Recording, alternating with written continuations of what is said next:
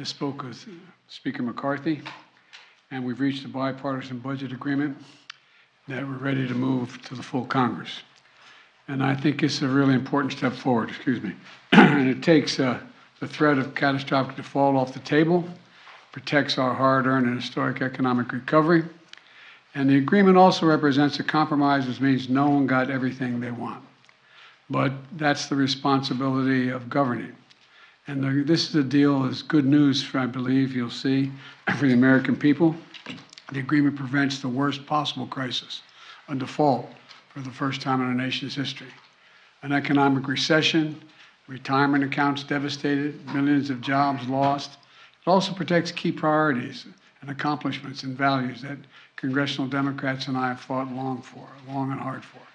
Investing in America's agenda that's creating good jobs in communities throughout the country. It protects Social Security, Medicare, and veterans, and so much more.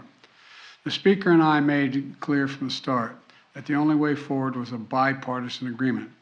That agreement now goes to the United States House and to the Senate.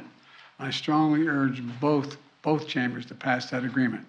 Let's keep moving forward on meeting our obligations and building the strongest economy in the history of the world. I'll take a few questions. President, you said at the beginning that the debt ceiling was not negotiable. Isn't that what you've just done here? And isn't that what you guys, look, we're not negotiating the debt ceiling. Here's the deal. They passed the debt ceiling, and they said they'd only do it on condition that it have all these cuts in it. I said, I'm not going to do that. You pass the debt ceiling, period.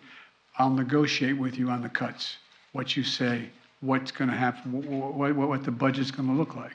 That's what we are negotiating in order to get to them deciding that they're going to go along with a new debt ceiling, meaning that it's not attached.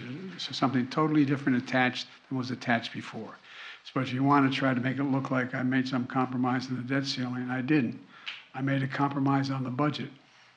That's what they wanted, is you to make a compromise on the budget, and that's what you've done, even though you haven't gone as far as they wanted. Isn't that right? Sure, yeah. Well, can you think of an alternative? Mr. President, what do you say to members of your own party who say you've made too many concessions in this deal? They'll find I didn't. Mr. President, on your allies and adversaries to America, would you be willing to say about what you think this process said to those adversaries and allies? You have a deal now, but what does the process say? What does the struggle say to them? Well, it says we've been through this more than once, and it's just the nature of the way we handle the deficit and handle whether we're going to, each year, going to pay our debts. And it's happened more than once. It will probably happen again, but it's not going to happen at least for another 2 years here. And I don't think beyond that it won't either. Mr. President, do you think it's time for the U.S. to get rid of the debt limit? That this is, for the reasons you just laid out? No, I think it would cause more controversy getting rid of the debt limit, although I am exploring the idea that we would, at a later date, a year or two from now, decide whether or not the 14th Amendment, how that actually would impact on whether or not you need to do the debt limit every year. But that's another day. Thank you. Mr. President, do you believe Speaker McCarthy has the vote, and did he negotiate in good faith? I think he negotiated with me in good faith. He kept his word. He said what he would do. He did what he said he'd do. And I have no idea whether he had the votes. I expect he does. But I don't think he would have made the agreement.